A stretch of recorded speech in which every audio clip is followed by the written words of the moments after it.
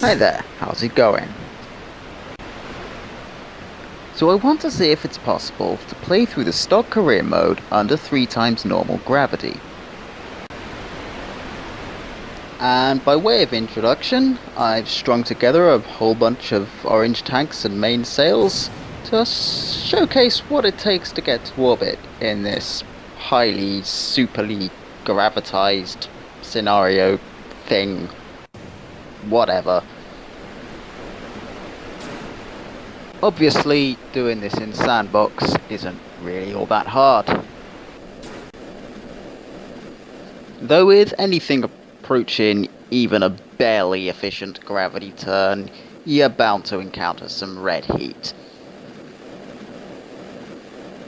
Now as the penultimate stage runs dry, we've already gone over normal orbital speed, but of course we're nowhere near orbit yet.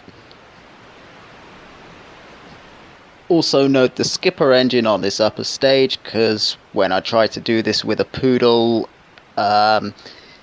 even in this suborbital sitch, it just didn't have enough thrust to weight. Anyway, to get to orbit, we've got to accelerate past what you think of as escape velocity, and when we finally circularize, we're going at nearly 4,000 meters per second. So what's going to happen when I deorbit this thing? Well, re-entry heat isn't much of a problem. Face it, the heat shields in this game are completely OP. Or is it the thermal heating that is UP? Because, you know, relativity. The point is, though you will burn off more ablator, you started with a completely excessive amount anyway. And that excessive amount just happens to balance perfectly when you hack gravity to 3 times normal. But you do have to watch that your crew isn't going to pass out before they can launch the parachutes. And I strongly recommend taking parachutes, as in more than one parachute.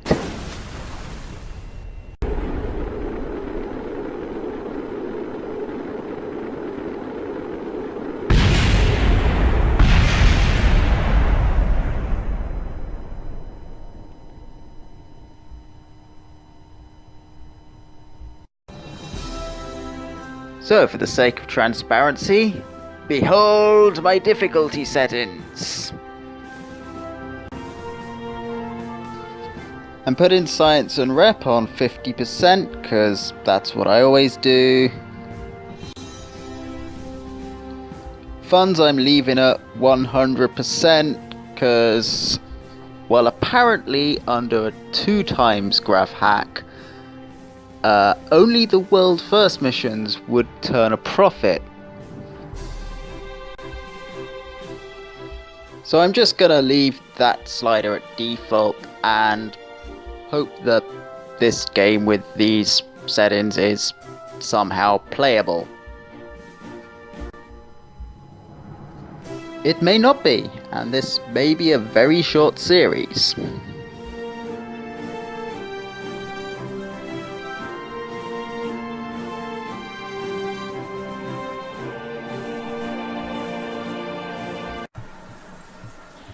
Okay, so every time I load this save, I've got to remember to hack gravity every time.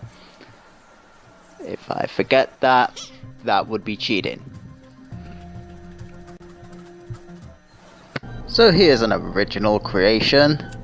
It's not like everybody else builds the exact same thing at the start of a new game. Now, for the sake of illustration, I'm just going to give it the same thrust limit I would on normal gravity, and we'll see how well this goes. Now, to give it a name. The Ascension 1. What's an Ascension? Oh, Ascension. 'Cause it ascends. Yeah, very clever, well done.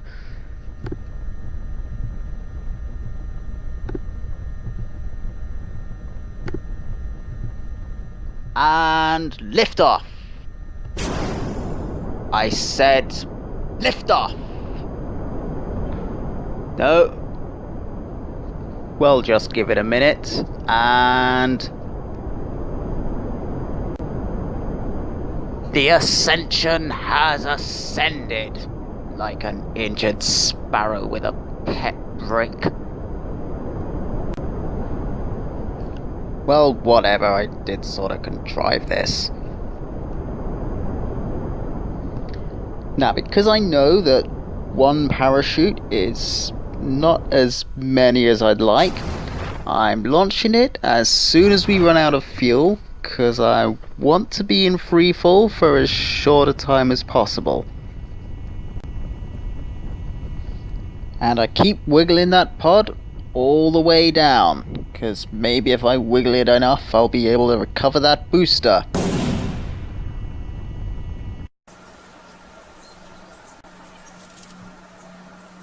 Well, that didn't happen. Anyway, no prizes for guessing what I spend my first batch of science on. In mission control, I spend some time perusing the local area survey contracts, but I convinced myself that in 3 times gravity, these are probably all suicide missions. Yeah, so I just go with part testing on the launch pad instead.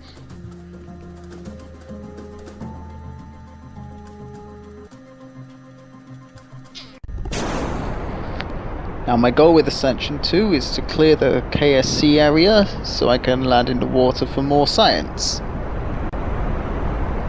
And I'm just being very careful not to turn the rocket over too soon, which is very easy to do when gravity is 3 times stronger than you're used to. It's actually very easy to find yourself thrusting toward the ground, which inevitably just leads to deep-fried Kerbal. But in this flight I managed to avoid that fate, and Valentina lives to fly again.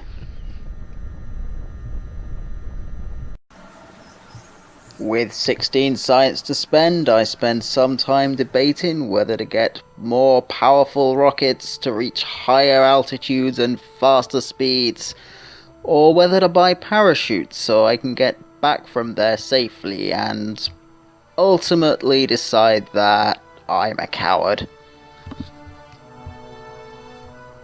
Then I take out another parachute contract, and for some reason decide to also take one of the contracts I 10 seconds ago decided were suicide missions.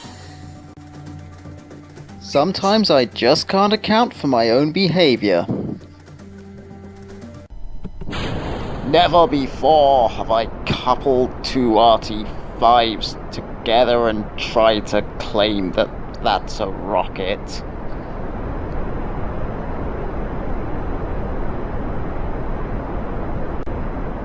This flight achieved barely anything.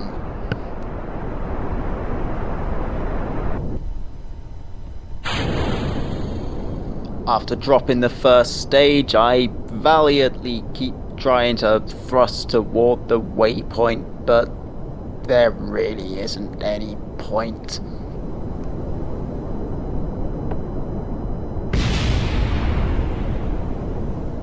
This thing runs out of fuel before it gets further than the flagpole.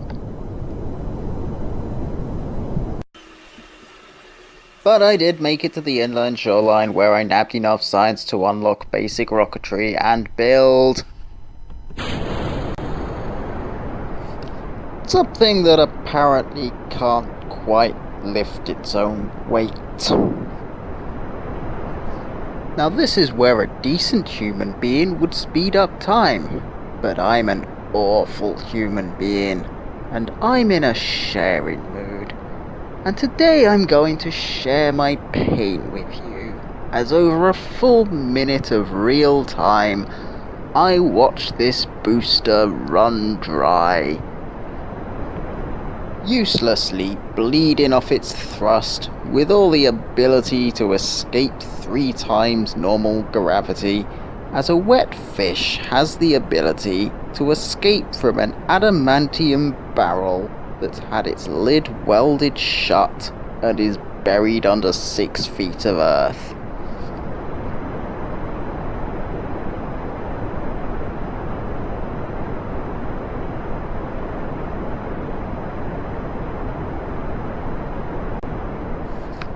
Until finally, with a mere 10% of its fuel left, it starts to limp off the launch pad at an astonishing 0.1 meters per second per second. Yay.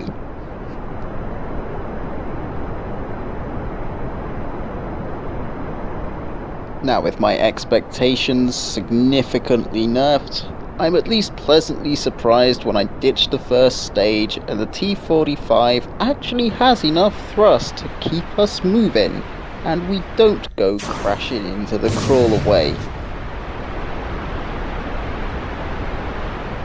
And I'm sure the pilot would have shared my sentiments if he had any awareness that crashing into the crawlaway wasn't a good thing.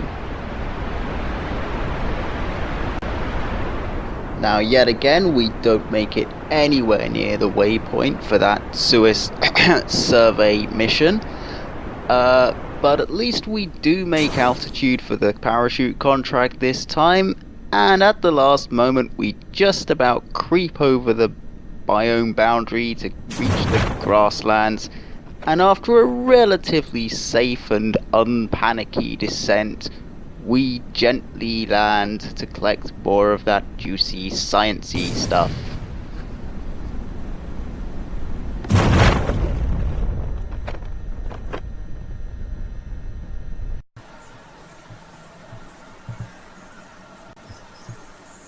Back at the Space Center, I find yet another Deliver This Parachute Mish. And for my next trick, I build exactly the same design, but with 3 RT-10s on the first stage. With 3 times the initial thrust as the previous design, this thing takes off so much more. Well, it actually takes off. At this point, I'm pretty much satisfied with that. And having completely lost interest in conducting low-altitude survey contracts, I decide this time to just head for the upper atmosphere, because, well, face it, that's where the science gain is. More due to sheer chance than to any sign of intelligent rocket design, we have just enough fuel to make it up there, peaking at an apoapse of just under 24,000 meters. Then, as the pod starts to descend, it also starts to accelerate alarmingly rapidly. Well, for obvious reasons, about 3 times as rapidly as I'm used to. And if you watch very closely, you should catch the moment where I panic and try to launch the drogue chutes about 2,000 meters before they're set to deploy. Then it's just a case of wiggling the command pod to make sure the parachutes don't rip apart. Just keep jostling that throttle, Jeb.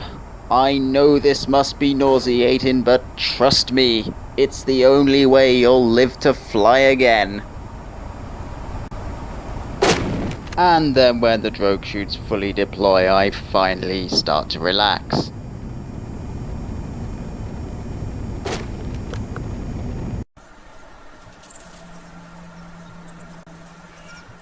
So with almost but not quite enough science to unlock Science Juniors, I find something that'll fund a trip to the ocean and decide to run with that.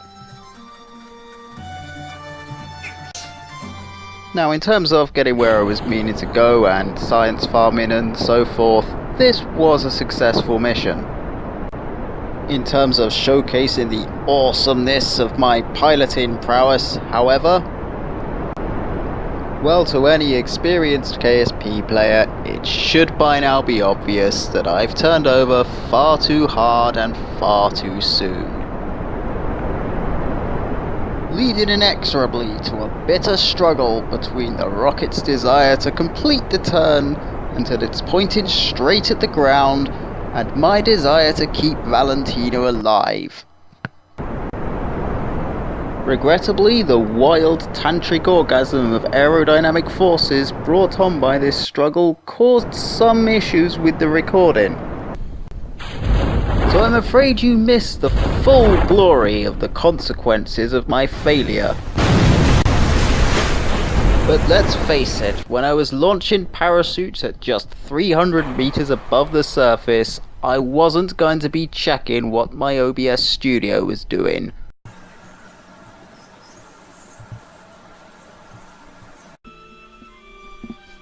So finally I can unlock Science Juniors, and with nothing much taking my fancy in mission control, I decided it's just time to, well, go to space. But before doing that, I wanted to clear that horrible survey mission just so I could have 2 free contract slots. So after upgrading the launch pad, I launched an epic fail. Turns out the mass of that Science Junior was just too much for only 4 RT-10s at 50% thrust. Not sure when I'll learn to stop playing with the thrust limiter. And after 3 minutes of real time condensed into 64 times 64 times normal speed,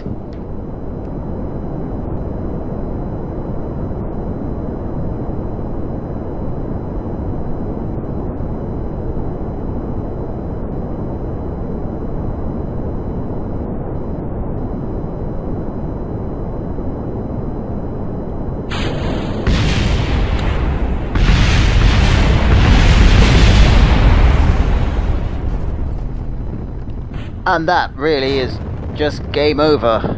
I've killed Val and trashed the launch pad in one flight. Well, not even a flight, so much as a flop. Well, anyway, I've lost already.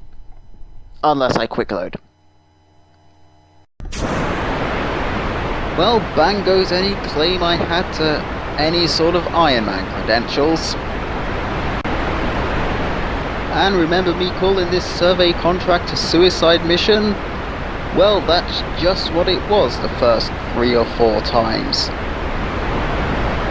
This rocket has more than enough fuel to get your command pod flying fast enough to reach the waypoint before it hits the ground.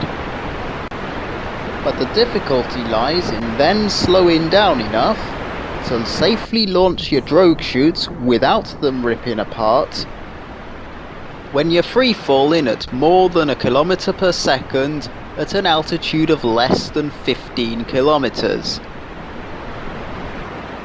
But since in the end I did manage to contrive a flight plan that included pilot survivability, you can't call this a suicide mission per se, but perhaps a virtual suicide mission, certainly.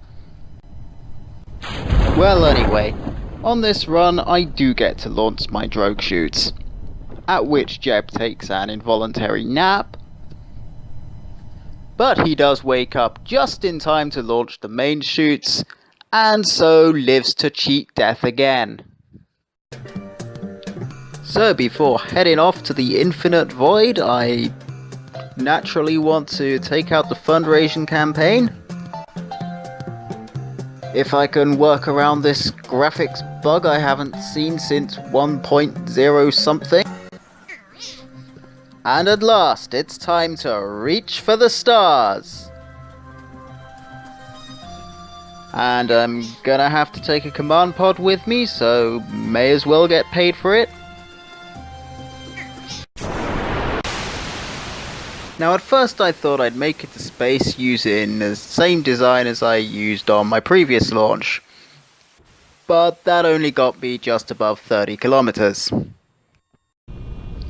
So I flung some Science Juniors in the air, unlocked SRBs, and launched Ascension 9.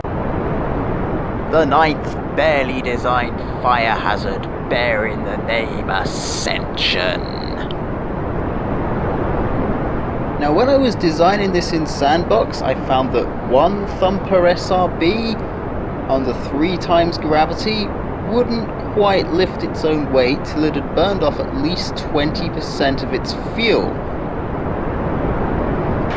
For some reason, if you cluster 9 of them together, they'll quite happily launch with a full payload of fuel, and they'll even quite happily lift a decent second stage too. I'm not really sure how that works, or whether that should work, so if anyone's watching who understands science, by all means, please drop a comment. Well, whatever. This rocket works whether it should do or not, and after what you might call a sluggish takeoff, we start to encounter significant levels of drag at about 3 kilometers above the surface. So much drag in fact that I realise I'm going to have to tweak my recording settings before the next episode somehow, because the frame rate between 4 kilometers and 50 kilometers on this launch was absolutely so terrible I just decided to cut it out like a malignant tumour.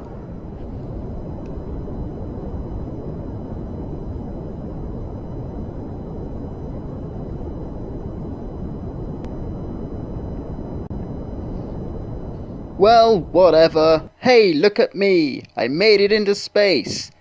And with enough time to play Hunt the Science parts under the massive amounts of drogue chutes.